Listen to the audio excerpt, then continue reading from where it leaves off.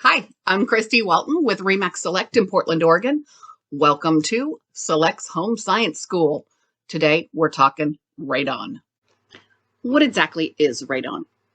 Radon is produced by the radioactive decay of radium, which is itself a daughter of uranium and is common in all soils and stone.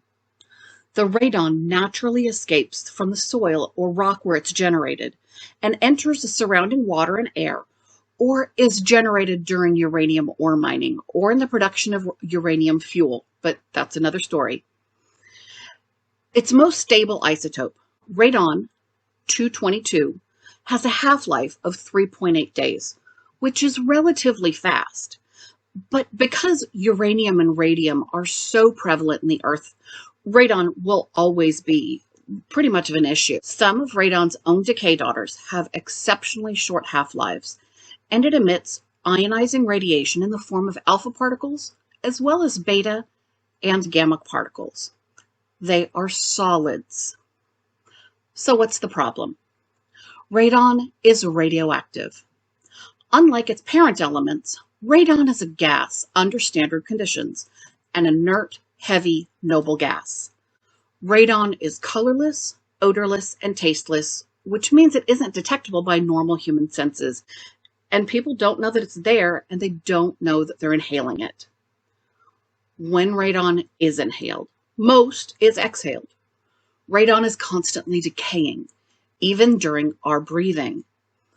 The alpha particles shed by radon daughters can't travel far, and they can't penetrate the skin, but as electrostatically charged solids, they attach to dust particles, and they cling to the lungs, invading cell nuclei and doing damage that can lead to lung cancer or chronic lymphocytic leukemia.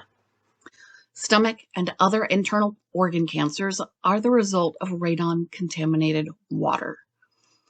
Research suggests that children who live in homes with high radon levels may have an increased risk of developing childhood acute lymphoblastic leukemia.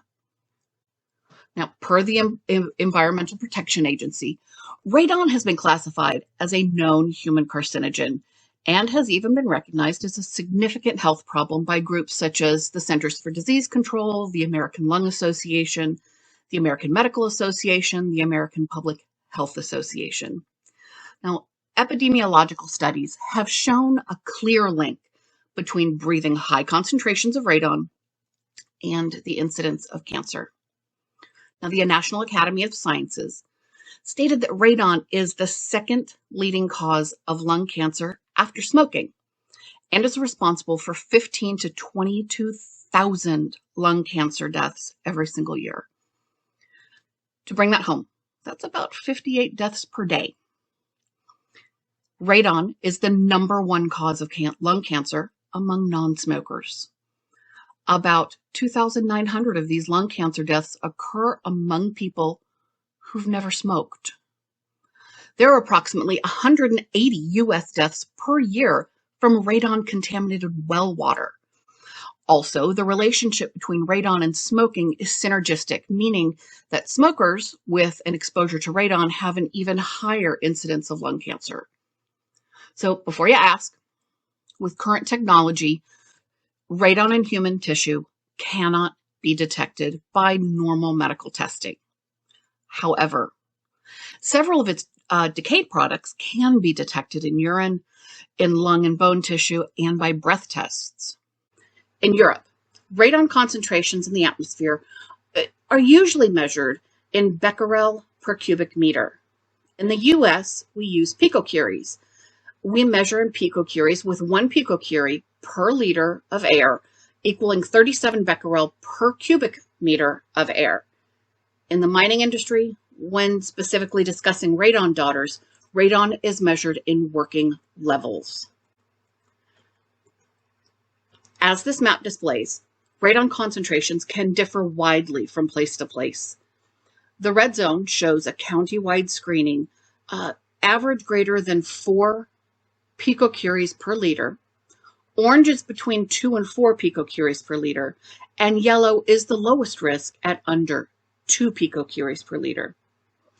What the map doesn't show is individual neighborhoods and homes, which vary depending on hyperlocal geology, the season, so test levels higher when we heat our homes, atmospheric conditions, the structures built upon the earth, or if you're standing in a uranium mine, but it's never zero. The Portland metro area is lit up bright red. In the US, outside air typically contains very low levels of radon, about 0.4 picocuries per liter of air. It builds up in higher concentrations in indoor air. Typical US household concentration is 2.7 picocuries per liter. In Portland, we see levels vary house to house and neighborhood by neighborhood. Large buildings that have many rooms may have varying radon levels in each room, even on the same floor. The Environmental Protection Agency set an action level of 4 picocuries per liter in homes and schools. In 1988, the EPA and the U.S. Surgeon General issued a health advisory recommending that all homes below the third floor be tested for radon and fixed if the radon level is at or above 4 picocuries per liter, the EPA's national voluntary action level. The World Health Organization recommends that a home be mitigated when the radon level is 2.7 picocuries, or 100 becquerels per cubic meter or above. The American Society of Heating, Refrigeration, and Air Conditioning Engineers has set the lowest level, which suggests a radon action level of 2 picocuries per liter, or less, for commercial buildings and residences. The U.S. Mine Safety and Health Administration suggests an action level of 16 picocuries per liter while miners are in underground mines. So if you're wondering why 4 was chosen by the EPA, I'm happy to privately share a link that explains the costs of mitigation versus medical costs and insurance. As a note, 1 picocurie per liter of radiation is equal to 2.5 cigarettes a day. The amount of radiation in 4 picocuries of radon is equivalent to that in 100 chest x-rays, and most hospitals only allow people to have 4 chest x-rays or 0.64 picocuries each year. If a family whose home has radon levels of 4 picocuries is exposed to approximately 35 times as much radiation as the Nuclear Regulatory Commission would allow if that family was standing next to a fence of a radioactive waste site. Radon can enter your home through well water and in building or decorative materials made of concrete, stone, sand, or clay, with granite and concrete blocks being the biggest contributor of radon emanations from normal building materials. In reality, most radon seeps up from the ground and concentrates in structures like your house. Radon typically moves up through the ground into the air above and through cracks, holes, and pores in the foundation, joists, walls, and around pipes. It comes in through floor drains, unsealed sump pumps, and crawl spaces. Any place in your home that has contact with the earth is a possible entry point for radon. As a reminder, radon is invisible, colorless, and tasteless, and most homes don't have a sign flashing radon present, so we test for it. There are 2 types of tests, passive and active. This is a passive test. So I set these 2 bottles out on the lowest level of my home, actually probably right where I'm sitting, and seal the room for 2 days to 90 days, depending on the test. Then send the test to a lab for analysis. No special training is needed, for somewhere between $30 and $50.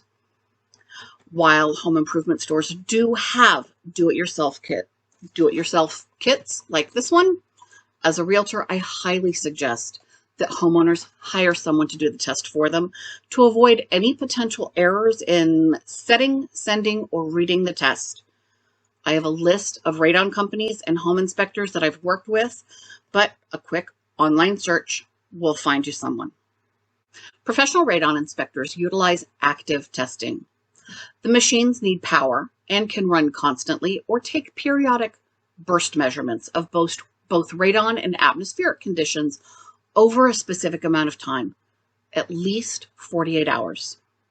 These tests can be both short and long-term if you want to make that investment. We tend to use a 48-hour test in our home buyer real estate inspections. Those results are instant, but they're more expensive than a passive test. Also, small digital testing machines are available for purchase by homeowners. So if your home tests higher than 4 picocuries per liter, you should retest just to be sure. You don't want to take the next steps without knowing the levels. So now that you've tested, what comes next? If radon levels are over 4 picocuries, or the level that the homeowner requires, radon can be reduced. The EPA generally recommends methods which prevent entry of radon in one of 4 ways.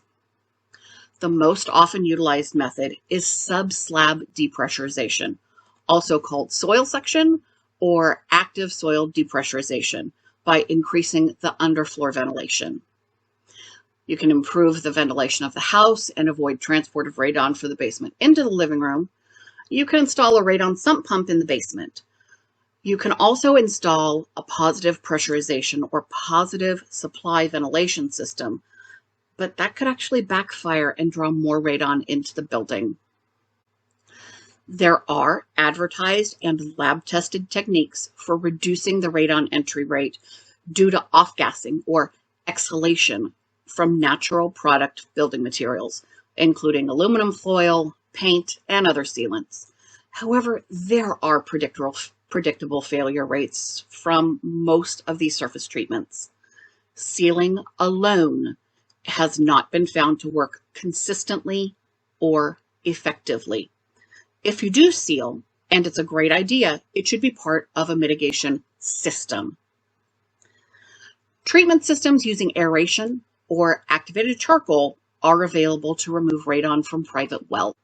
When it comes to radon that seeps into the home from the ground, there are 2 types of mitigation systems, active and passive.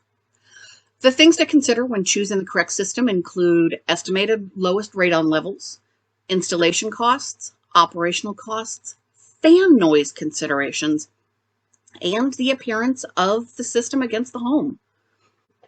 A passive radon system is pretty much a pipe without an exhaust fan. A passive system typically runs from the basement floor, sump pit, or drain tile and exhausts through the roof. Passive radon systems rely on what's referred to as the stack effect, which is one of the ways I actually cool my house.